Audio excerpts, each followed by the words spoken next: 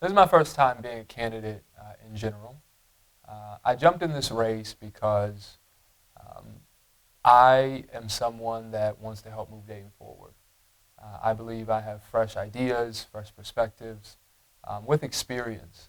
I've worked in government, I've worked in nonprofits, I've been a community advocate for Dayton since the day I graduated from college and beyond, and before that. So I really believe that me running now is the best opportunity to step up, and I believe the city um, needs a different perspective right now and someone that can help lead, but that is also young and progressive. Yeah. So I like that you mentioned that you've worked both in government and nonprofits Mhm. because I think those are two very different They are. elements. Can you let me know what have you learned from each that would really kind of help you in this position if you were to win? Yeah, I think the greatest lesson I've learned in the experience I've had is truly how to lead. What not to do, what to do, that timing matters, the urgency in which you act, the collaborations that you build and the partnerships that you build. All of that is critical to actually being able to move a community forward. And I think the experience that I've had both in government and nonprofit, that space have really taught me how to build and lead coalitions in the direction to accomplish big things. Is there anything that you have heard from community members of certain things that they want to be different or Yeah, yeah.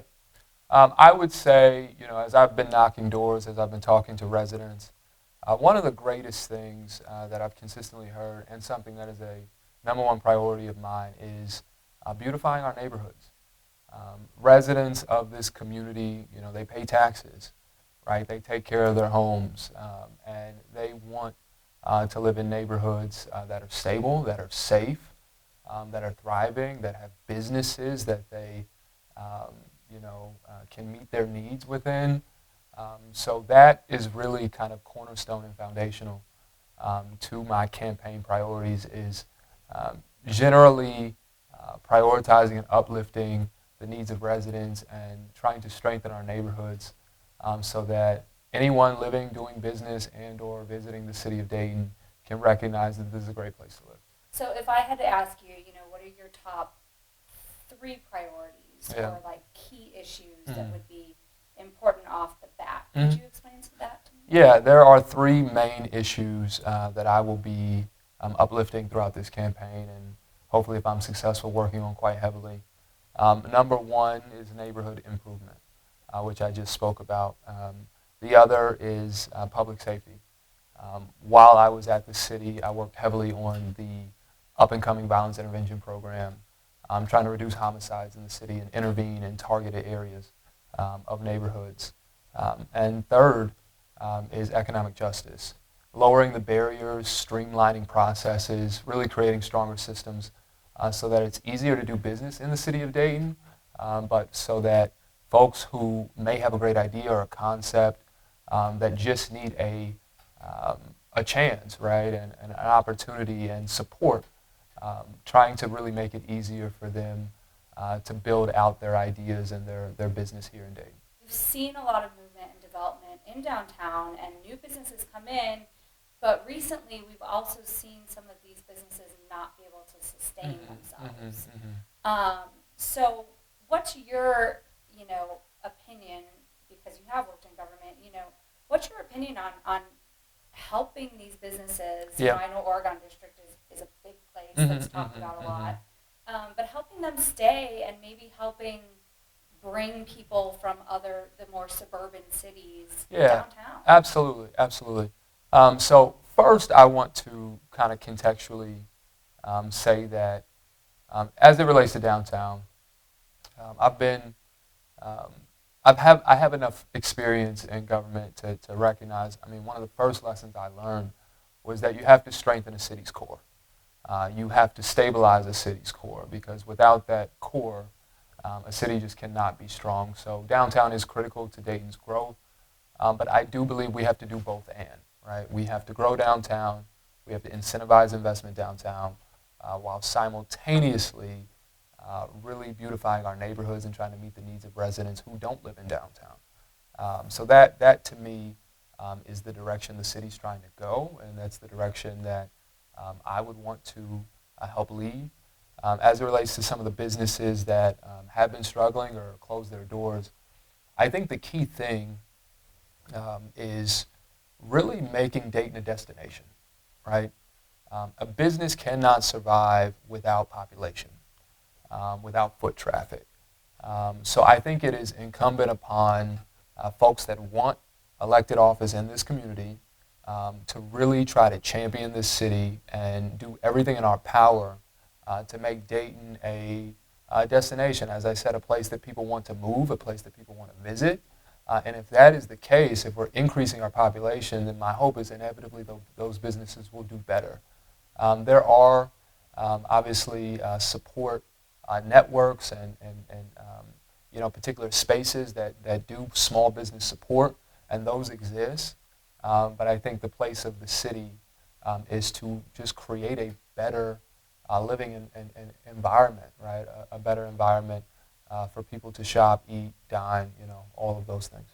There's a lot of different housing development going on as well, or being efforted by the city with partnerships. And that's something I hear consistently from people is there's not enough affordable housing, and it's an issue. So does that tie in as well with bringing people, getting them to move here?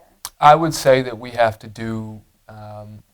continue to strengthen our housing market, but it has to be done through both a market rate approach as well as inclusion of affordable units, for the low income and folks that may not be able to afford market rate. If you are doing that type of mixed income housing, it is proven by data to strengthen neighborhoods and to really create more diverse communities.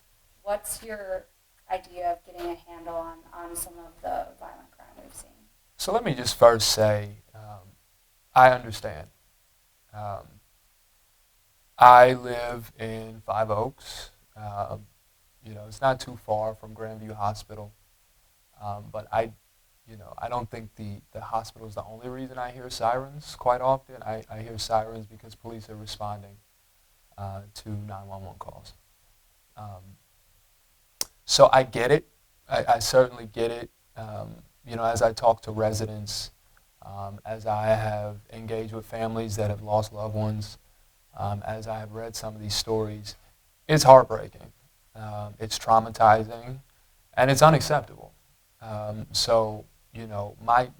time in the mayor's office, really the complete last year and a half of my time in the mayor's office, I dedicated to trying to build out and lead a violence intervention program for the city of Dayton.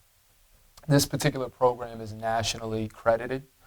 It has worked in cities across the country, and what it does is intervene and help deter violent situations before they escalate into shootings through credible messengers who are trained and who are reliable members of the community that are trusted. So we were in the process of actually going out into the community, offering an opportunity for nonprofits to apply to become the host organization for the program. It is key that this type of program be separate from Dayton Police Department.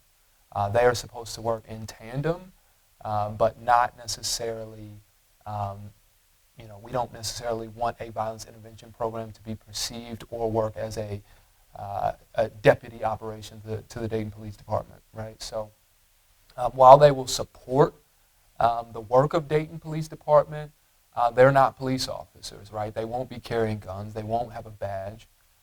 If anything, they will literally just have a heart for the community, right? And a skill set to intervene and be trusted among people who are in conflict in our community to, get folks to put the guns down and really understand that this is not just hurting the people in their immediate radius, but this is hurting our entire community. This election, I think, is pivotal for our city. I'm glad to be in the race, and I hope folks will get out and vote in early May.